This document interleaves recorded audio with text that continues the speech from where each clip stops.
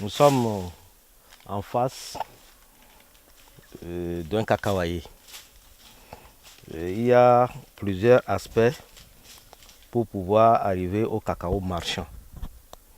Maintenant, la tige produit les fleurs. Voici les fleurs. Vous voyez, ce sont les fleurs. Après, les fleurs vont faire sortir des capsules de petits cacao. Les voilà. C'est des fleurs que ça sort comme ça. Et des fleurs jusqu'à maturité, ça fait 3 mois. Le cacao à maturité change de couleur. Les verts deviennent jaunes. Les violets deviennent rouges.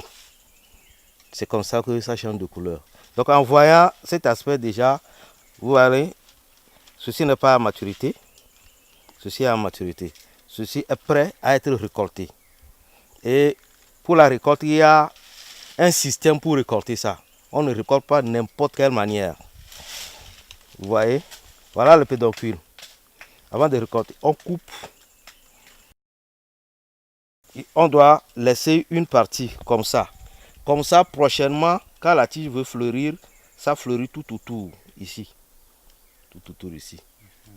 Le cacao arrive à maturité à 3 mois. Donc maintenant, le cacao récolté doit être écabossé. Oui. Une fois récolté, on fait un tas et puis on écabosse.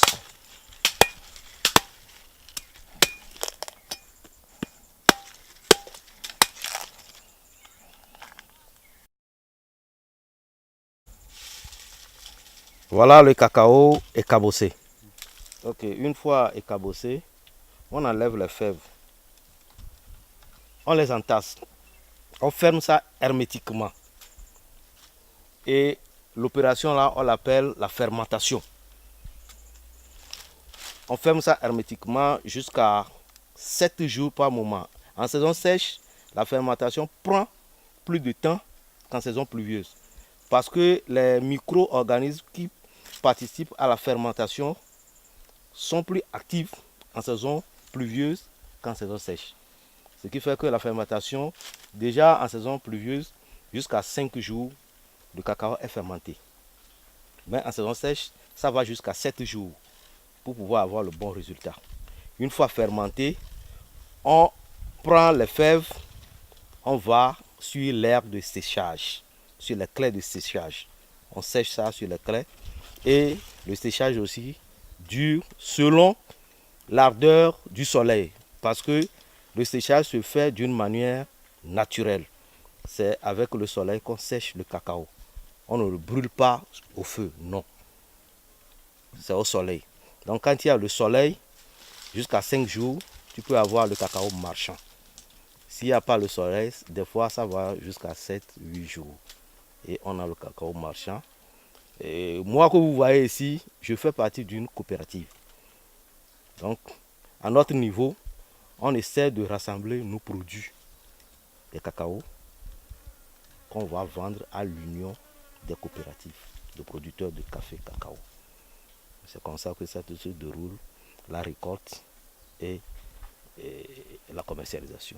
À mon niveau ici, la portion dans laquelle nous sommes est de 1 hectare 64 arts. Selon la pluviométrie et d'après les années, ça varie des années. Mais Dieu aidant, je dépasse les 1300 kilos par an. Par moment, je vais jusqu'à 1600 kilos. Le cours du cacao au Togo n'est pas stable. C'est en fonction du cours du dollar et du cours mondial. Ce qui fait que par moment, ça monte et par moment, ça descend le prix. Présentement, nous sommes à 750 francs le kilo. Mais 2 ans passés, on est allé jusqu'à 1700 le kilo. Vous voyez la marge. À mon niveau, je collecte mes produits. Je ne le vends pas en même temps. Puisque chaque 2 semaines, je récolte. Chaque 2 semaines, il y a de la récolte à faire. Je peux stocker jusqu'à 3-4 sacs avant de vendre. C'est ce que moi je fais. C'est compte tenu des besoins des gens en vendent progressivement quand ils récoltent. À notre niveau, au niveau de notre coopérative, il n'y a pas de changement ou bien différence de prix au niveau de l'union. C'est le même prix. Quand on prend à 750 à notre niveau, l'union aussi reprend ça à 750. Et à la fin de l'année, il y a des ristournes qui nous reviennent sur le kilo. C'est comme ça que ça se passe entre nous. En toute réalité, un producteur de cacao ne chôme pas. Du 1er janvier au 31 décembre, quand il rentre dans son cacaoyer, il trouve du cacao et il vend. Mais ce que nous pouvons vous faire relater est qu'il y a des moments où on est en bonne production. La productivité est abondante. De janvier par exemple à février, on peut récolter, mais ce n'est pas beaucoup. Parce que c'est presque en temps mort. La plante se prépare pour la petite saison de récolte. Nous l'appelons comme ça. Et cette petite saison-là, ça s'étale entre mars et avril. Là, la production est un peu plus abondante comparativement à la productivité de janvier et de février. Maintenant, de juin à juillet, la plante prend un peu pause, mais en même temps se prépare pour la grande saison de productivité qui s'étale entre septembre, fin août jusqu'à décembre. Donc si vous pouvez bien me suivre, la grande saison même, c'est entre septembre et décembre. C'est comme ça que la productivité est au cours de l'année. Ici, nous attendons par campagne agricole toutes les saisons réparties au cours de l'année. Le cacao commence par produire normalement à partir du 18e mois. Déjà, quand tu as eu une bonne implantation et tu as une bonne couverture végétale, à partir du 18e mois, ça commence par produire. Il y a des plants qui vont commencer par donner. On a 6 hybrides. C'est avec ces 6 hybrides-là qu'on fait nos plantations. Il ne sert à rien de voir la productivité de ma plantation pour venir prendre des cabosses et des feuilles pour moi, chez moi, pour faire ta pépinière. Non. Il y a des champs semenciers au niveau de l'ICAT qui nous fournit des cabosses avec lesquelles on fait des pépinières. Pour devenir un planteur de cacao, il faut avoir premièrement la matière première qui est la terre.